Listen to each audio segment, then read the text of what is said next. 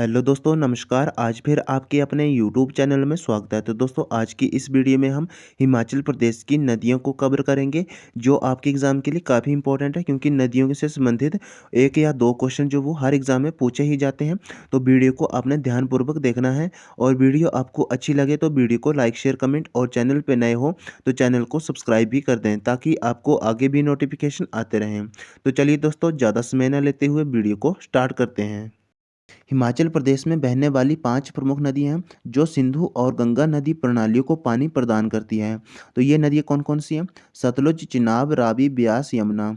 यानी कि इन 4-5 नदियों में से यमुना नदी जो वो आपकी गंगा नदी की सहायक नदी है, जो गंगा नदी में मिल जाती हैं।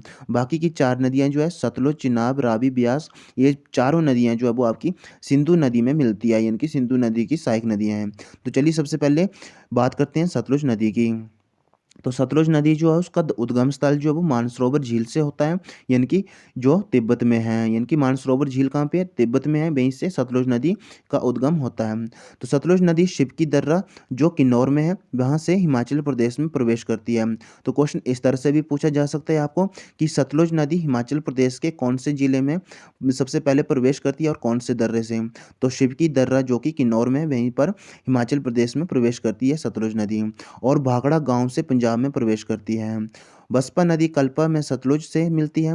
सतलुज किन्नौर को छोड़कर शिमला जिले में चुराह से प्रवेश करती है। स्पीति नदी सतलुज में नामिगिया किन्नौर में मिलती है। वहीं अगर बात करते हैं हम सतलुज, ये बसपा नदी जो है आपकी, ये भी आपकी सतलुज की सहायक नदी है, और स्पीति नदी जो है ये भी आपकी सतलुज की सहायक नदी है। तो चलिए आगे बात करते हैं। सतलुज नदी का वैदिक नाम क्या है? तो स्तुद्री है, और संस्कृत नाम शतुद्र है। क्वेश्चन आपने याद रखने हैं। क्वेश्चन पूछा जा सकता है आपको, सतलुज नदी का वैदिक नाम क्या है? तो स्तुद्री है, और संस्कृत नाम शतुद्र है।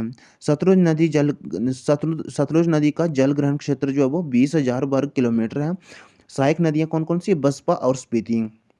लंबाई कितनी है? तो सतलुज नदी हिमाचल प्रदेश की सबसे लंबी नदी है। तो सतलुज नदी की कुल लंबाई जो वो आपकी 1448 किलोमीटर है, और उसमें से 320 किलोमीटर हिमाचल प्रदेश में बहती है। यानी कि हिमाचल प्रदेश में सतलुज नदी की लंबाई कितनी है? तो 320 किलोमीटर है। और कुल लंबाई पूछा जाए तो कुल लंबाई जो वो आपकी 1448 किलोमीटर है। चलिए नेक्स्ट चिनाब नदी की बात करते हैं। तो चिनाब नदी चंद्रा और भागा नदियों के संगम स्थान तांडी है, और ये चंबा के भुंजित से प्रवेश कर संसारी नाले से चंबा को छोड़कर कश्मीर में प्रवेश करती है। यानी कि चिनाब नदी जो है वो आपकी, सबसे पहले आपको याद रखना है, चिनाब नदी जो है वो आपकी कहाँ से निकलती है? तो ये आपकी चंद्र और भागा नदियों के संगम से बनती है। इसका निर्माण जो वो चंद्र और भागा नदियों से होता है। चंद्र नदी जो है वो आपकी कहाँ से निकलती है? तो ये चंद्रताल से निकलती है, और भागा नदी जो वो आपकी सूरजताल से निकलती है। जब ये दोनों नदियाँ आपस में मिलती है तांडी नामक स्थान पर, तो वहीं पर चिनाब नदी का निर्माण होता है। तो चलिए नेक्स्ट आगे बात करते हैं। चिनाब का वैदिक नाम क्या है? तो अस्किनी है। क्वेश्चन पूछा जा सकता है आपको कि चिनाब नदी का वैदिक नाम क्या है? तो अस्किनी है। और चिनाब का जल ग्रहण क्षेत्र कितना है? तो 7,500 वर्ग किलोमीटर है। और दोस्तों, क्वेश्चन इस तरह से भी पूछा जा सकता है कि हिमाचल प्रदेश की सबसे बड़ी नदी कौन सी है? तो आपने याद रखना है, चिनाब नदी जो वो आपकी सबसे बड़ी नदी है। और लंबी पूछा जाए तो लंबी कौन सी है? तो सतलुज नदी जो वो आपकी हिमाचल प्रदेश की सबसे लंबी नदी है। यानी कि चिनाब नदी का जल ग्रहण क्षेत्र 7,500 वर्ग किलोमीटर, तो ये सबसे बड़ी नदी है। और सहायक नदियाँ कौन कौन सी है? तो चंद्रा और भागा, इनके मिलने से ही चिनाब नदी का निर्माण होता है। और लंबाई कितनी है? तो चिनाब नदी की कुल लंबाई जो वो 1200 किलोमीटर है, और ये 122 किलोमीटर हिमाचल में बहती है। हिमाचल प्रदेश में इसकी लंबाई जो वो 122 किलोमीटर है, और 1200 किलोमीटर जो इसकी कुल लंबाई है। चलिए नेक्स्ट बात करते हैं रावी नदी की।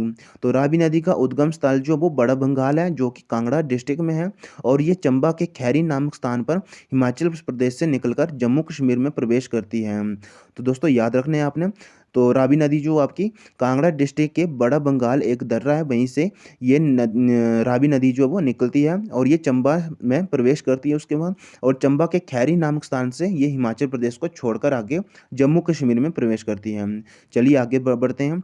तो रावी नदी का वैदिक नाम परोशनी है, और संस्कृत नाम जो है वो इरावती है। यानी कि आपने याद रखना है कि रावी नदी का वैदिक नाम क्या है? तो परोशनी है, और संस्कृत नाम जो है वो इरावती है। नेक्स्ट है, रावी नदी का जल ग्रहण क्षेत्र कितना है? तो 5,451 वर्ग किलोमीटर है। और लंबाई कितनी है? तो रावी की कुल लंबाई जो वो 720 किलोमीटर है, और ये 158 किलोमीटर हिमाचल में बहती है। हिमाचल प्रदेश में इसकी कुल लंबाई जो वो 158 किलोमीटर है और 720 किलोमीटर इसकी कुल लंबाई है। सहायक नदियाँ कौन-कौन सी है? तो तंतगिरी, भागल, क्षित्राणी, सियूल, साल, ये सारी नदियाँ जो वो इसकी सहायक नदियाँ हैं। चलिए नेक्स्ट बात करते हैं चौथी ब्यास नदी की। तो ब्यास नदी का उद्गम स्थल जो वो रोहतांग दर्रा है, यानी कि रोहतांग दर्रा से निकलती है और ये ब्यास, बिजौरा से मंडी में तथा संधौल में से कांगड़ा में प्रवेश करती है। नेक्स्ट है ब्यास का वैदिक नाम अर्जिकिया है, तो वहीं संस्कृत नाम क्या है? विपाशा है। लंबाई कितनी है? तो ब्यास नदी की कुल लंबाई 470 किलोमीटर है और ये 256 किलोमीटर जो वो हिमाचल प्रदेश में बहती है। तो हिमाचल प्रदेश में इसकी कुल कितनी लंबाई है? 256 किलोमीटर है और टोटल कितनी लंबाई है? तो 470 किलोमीटर है। और जल ग्रहण क्षेत्र कितना है ब्यास नदी का? तो 12,000 वर्ग किलोमीटर है। नेक्स्ट है सहायक नदियाँ। तो बनेर, बाणगंगा, लूनी, पार्वती, सैंज, तीर्थ, हारली, उहल, ये सारी नदी जो वो आपकी सहायक नदियाँ हैं ब्यास नदी की। नेक्स्ट बात करते हैं आपकी यमुना नदी की और ये हिमाचल प्रदेश की सबसे छोटी नदी है यमुना। यमुना नदी का उद्गम स्थल जो वो कालिंद पर्वत यानी कि यमुनोत्री है, यमुनोत्री से है। यमुना नदी खोडरी मादरी से हिमाचल में प्रवेश करती है और ये ताजे बाल में से हिमाचल से निकलकर हरियाणा प्रवेश करती है, यानी कि ये हिमाचल प्रदेश के कौन से जिले में प्रवेश करती है? तो ये आपकी सिरमौर जिले में, सिरमौर जिले के खोडरी मादरी से हिमाचल प्रदेश में प्रवेश करती है और हिमाचल प्रदेश में ये सबसे छोटी नदी है और ये आगे हरियाणा में प्रवेश करती है। नेक्स्ट है आपकी यमुना नदी का वैदिक नाम क्या है? तो कालिंदी है। यमुना नदी का कुल जल ग्रहण क्षेत्र कितना है? तो 2320 वर्ग किलोमीटर है और टोटल लंबाई कितनी है? तो 1525 किलोमीटर है और इसकी सहायक नदियाँ कौन-कौन सी है? तो टोंस, गिरी, पब्बर, आंध्रा, ये जो है वो आपकी यमुना नदी की सहायक नदियाँ हैं।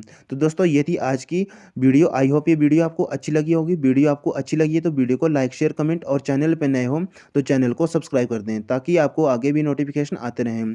तो चलिए दोस्तों अब मिलते हैं नेक्स्ट वीडियो में, तब तक के लिए बाय बाय। जय हिंद, जय भारत।